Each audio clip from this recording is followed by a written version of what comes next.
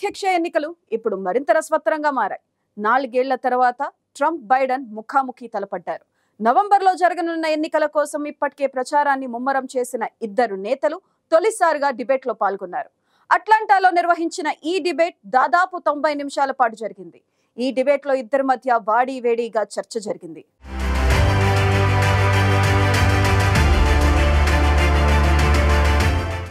అగ్రరాజ్యం అమెరికాలో election heat మొదలైపోయింది.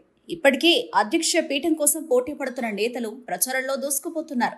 ఒకరిపై మరొకరు తీవ్ర స్థాయిలో విమర్శలు చేసుకుంటున్నారు. సాధారణంగా అమెరికా ఎన్నికల సమయంలో అధ్యక్ష పదవి కోసం పోటీ పడే అభ్యర్థులు ప్రెసిడెన్షియల్ డిబేట్లలో పాల్గొనడం ఆనవాయితీగా వస్తోంది.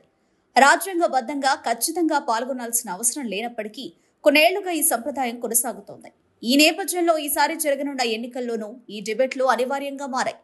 ఈ డిబేట్లను ప్రెసిడెన్షియల్ డిబేట్ కమిషన్ నిర్వహిస్తోంది. యూనివర్సిటీలో కన్వెన్షన్ హాల్స్ లో ప్రజల మధ్య ఈ డిబేట్లను నిర్వహిస్తారు. కానీ ఈసారి తాను ట్రంప్తో కలిసి ప్రెసిడెన్షియల్ డిబేట్ కమిషన్ నిర్వహించి డిబేట్లో పాల్గొననని, ఏదైనా మీడియా సంస్థ ఏర్పాటు చేస్తే పాల్గొంటారంటూ ప్రెసిడెంట్ బైడెన్ కొద్ది రోజుల క్రితం ప్రకటించారు. దీంతో అట్లాంటాలోని CNN న్యూస్ ఛానల్ స్టూడియోలో ఇద్దరు అభ్యర్థులు చర్చలో పాల్గొన్నారు. అమెరికా కాలమానం ప్రకారం ఈ డిబేట్ రాత్రి 9 గంటలకు ప్రారంభమైంది. దాదాపు 90 నిమిషాల పాటు హాట్ గా డిబేట్ సాగింది.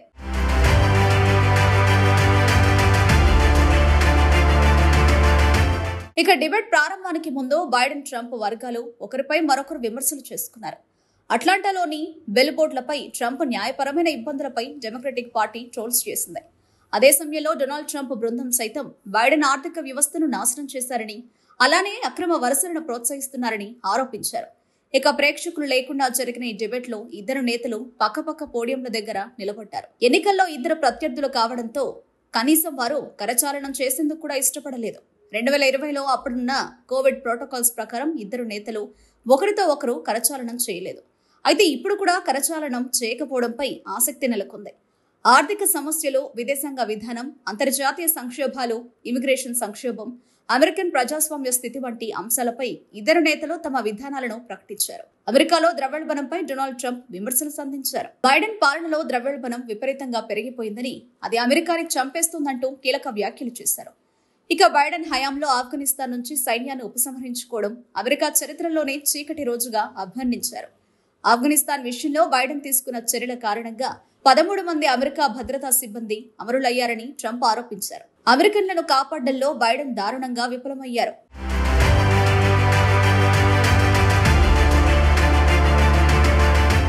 అబార్షన్ల విషయంలో ట్రంప్ తన వైఖరిని మార్చుకున్నట్టు తెలిపారు. తాను అధికారంలోకి వస్తే అబార్షన్ మందులను అడ్డుకోనని మాజీ అధ్యక్షుడు డొనాల్డ్ ట్రంప్ అన్నారు. అబార్షన్ పిల్పై ఇటీవల సుప్రీంకోర్టు ఇచ్చిన తీర్పుతో తాను ఏకీభవిస్తున్నట్లు తెలిపారు.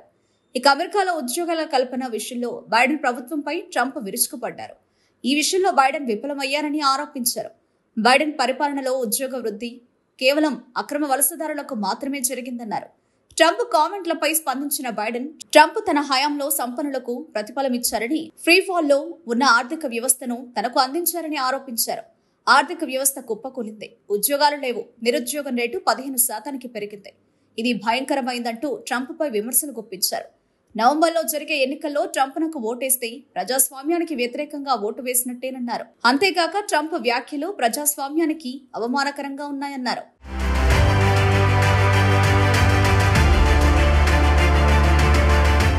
ట్రంప్ ఎప్పుడూ చెప్తున్నట్టుగానే తాను అమెరికా అధ్యక్షుడిగా ఉంటే అమెరికా పెద్దనగా వ్యవహరించేదని, ప్రపంచ శాంతి కోసం పోరాడేదని తెలిపారు. ఉక్రెయిన్ అంశంపై కీలక వ్యాఖ్యలు చేసిన ట్రంప్ తాను అధ్యక్షుడిగా ఉంటే ఉక్రెయిన్పై దాడులు జరిగేవి కాదన్నారు. ఈ విషయంలో బైడెన్ విఫలమయ్యారని విమర్శించారు. సరిహద్దుల విషయంలో ట్రంప్ తీసుకున్న నిర్ణయాల కారణంగా అమెరికా చాలా నష్టపోయిందని బైడెన్ ఫైర్ అయ్యారు. ఇక గన్ లైసెన్స్ కేసులో ప్రెసిడెంట్ బైడెన్ కుమారుడిని కాపాడుకునేందుకు ఆయన అన్ని ప్రయత్నాలు చేశారని ట్రంప్ విమర్శించారు. బైడెన్ కొడుకు విషయంలో ట్రంప్ మాటల దాడి చేశారు. అతడిని అరెస్టు కాకుండా కాపాడుకున్నారన్నారు. తన కుమారుడిని డిఫెండ్ చేసుకునే సమయంలో బైడెన్ ట్రంప్పై సంచలన వ్యాఖ్యలు చేశారు. ట్రంప్ లూజర్ అంటూ వ్యాఖ్యానించారు. ఇక ఇజ్రాయెల్ హమాస్ మధ్య యుద్ధం, పాలస్తీనా స్వతంత్ర దేశానికి మద్దతిస్తారా అన్న ప్రశ్నపై ట్రంప్ స్పందిస్తూ దానిపై ఆలోచిస్తామన్నారు. బైడెన్ బలహీనుడని, అతను ఇప్పుడు పాలస్తీనియన్ వ్యక్తిగా మారిపోయాడని, అయినప్పటికీ బైడెన్ను వారు ఇష్టపడడం లేదన్నారు.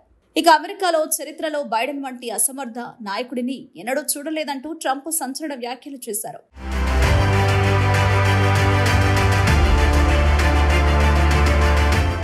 ఇక గత ఎన్నికల ఫలితాలపైన ఇద్దరు నేతలు స్పందించారు. 2020లో జరిగిన ఎన్నికల ఫలితాలను అంగీకరిస్తారా అనే ప్రశ్నకు ట్రంప్ అంగీకరించనంటూ సమాధానమిచ్చారు. ఇది న్యాయమైన చట్టబద్ధమైన ఎన్నికలైతే ఖచ్చితంగా అంగీకరిస్తానని, కానీ ఎన్నికలు మోసం, హాస్యాస్పదంగా జరిగాయన్నారు. ఇక దీనిపై బైడెన్ స్పందిస్తూ ట్రంప్ ఆ ఎన్నికల్లో ఓడిపోయారని, అనంతరం దేశవ్యాప్తంగా కోర్టుల్లో అప్పీల్ చేసుకున్నారన్నారు. అయితే ఆ పిటిషన్లకు ఎలాంటి అర్హత లేదని, అందుకే కోర్టులు వాటిని ఆమోదించలేదన్నారు. మోసం జరిగినట్లు ఎలాంటి ఆధారాలు లేవని, మళ్లీ ఓడిపోతే దాన్ని కూడా అంగీకరిస్తారని తాను అనుకోవడం లేదన్నారు.